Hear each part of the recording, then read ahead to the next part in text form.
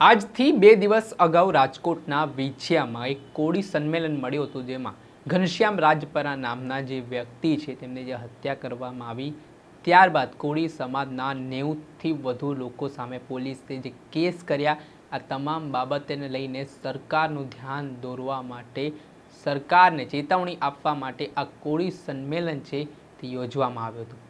ત્યારબાદ ફરી એકવાર કોળી ઠાકોર સમાજના આગેવાનો છે તેમણે હવે સરકારને 1 મહિનાનું અલ્ટિમેટમ આપી દીધું છે।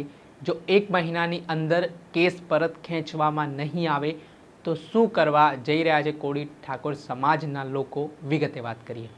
વૈષ્ણવજન તો તેને કહીએ જે પીડ પરાઈ જાનાને રે।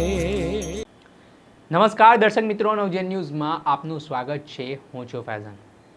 આજથી થોડાક દિવસ પહેલાં વિછિયામાં જે ઘનશ્યામ રાજપરા નામના વ્યક્તિ છે તેમને જે નિર્મમ હત્યા કરી દેવામાં આવી હતી ભૂમાફિયા દ્વારા, ત્યારબાદ કોળી સમાજના લોકો મોટી સંખ્યામાં આરોપીનું સરઘસ કાઢવામાં આવે તેવી માંગ સાથે ઉમટ્યા હતા। પોલીસ સાથે ઘર્ષણના દ્રશ્ય સર્જ્યા હતા।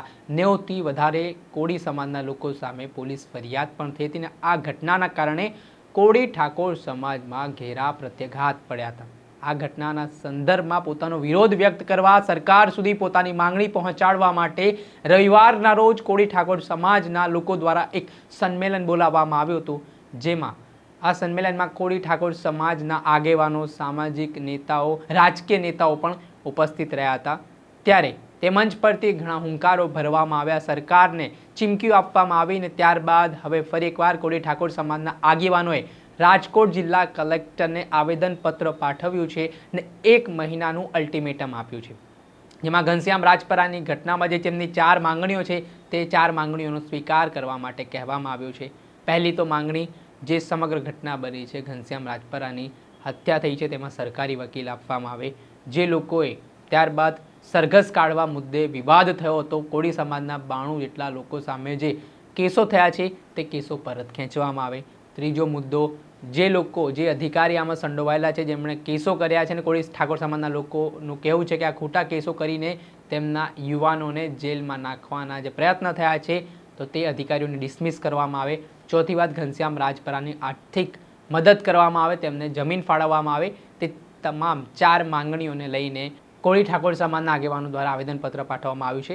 ત્યારે આ મામલે કોળી સમાજના આગેવાન રમેશ મેરે શું વાત કહી છે તે સાંભળી લો। 25ના રોજ વિછિયા ખાતે જે મહાસંમેલન મળેલ અને સમિતિ દ્વારા અને સમગ્ર ઠાકોર અને કોળી સમાજ દ્વારા નક્કી કરવામાં આવ્યું છે કે જો આપણી આ જે મુખ્ય માંગણીઓ છે એ માંગણીઓ સ્વીકારવામાં નહીં આવે, 1 મહિનાનું આપણે અલ્ટિમેટમ આપીએ છીએ, 1 મહિનામાં જો આ માંગણીઓ આપણી સ્વીકારવામાં નહીં આવે તો આવનારા સમયમાં સમગ્ર ગુજરાતના કોળી અને ઠાકોર સમાજ અહીંયા કલેક્ટર કચેરી ખાતે ધરણા પ્રદર્શન કરવા માટેનું અમે અહીંયા અત્યારે એ સાથે કલેક્ટરશ્રીને આવેદન આપી અને આપણી જે માંગણી છે એ સરકાર સુધી પહોંચાડવા માટેની આજે અમે અહીંથી પત્ર દ્વારા સાહેબને આવેદનપત્ર આપ્યું છે।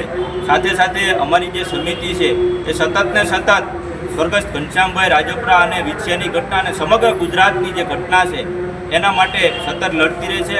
માત્ર સંમેલન દ્વારા અને સંમેલન પૂરું થયા બાદ કાંઈ નહીં એવું નહીં, આ સમિતિ સતત ને સતત હજી પ્રમ દિવસે જ આપણું સંમેલન પૂર્ણ થયા બાદ તરત જ એક્શનમાં આવીને આજને આજ કલેક્ટર કચેરી ખાતે કલેક્ટર સાહેબને આવેદન આપી અને આપણી મુખ્ય માંગણીઓ સ્વીકારવા માટેની અપીલ કરી। આપે સાંભળ્યા હતા રમેશ મેર। કોળી ઠાકોર સમાજ એકતા સમિતિ દ્વારા આ આવેદનપત્ર પાઠવવામાં આવ્યું છે અને સરકારને ઢંઢોળવાનો ફરી એકવાર પ્રયાસ થયો છે।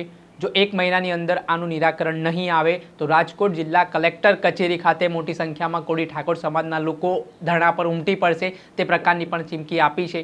ત્યારે હવે જોવાનું રહ્યું કે આ મામલામાં સરકાર દ્વારા શું પ્રતિક્રિયા આપવામાં આવે છે, કેમ કે કોળી ઠાકોર સમાજના લોકોનું કહેવું છે કે અન્ય સમાજ પર જ્યારે ગંભીર ગુનાઓ નોંધાતા હોય, તેમના કેસો પરત ખેંચાતા હોય તો તેમના સમાજના પણ કેસો પરત ખેંચાવા જોઈએ। ત્યારે આ મામલે સરકાર આગામી દિવસોમાં આ ઘટનાની ગંભીરતા લે છે કે પછી ફરી એકવાર ગુજરાતમાં એક મોટા આંદોલનના એંધાણ વર્તાય છે, તે હવે જોવું રહ્યું।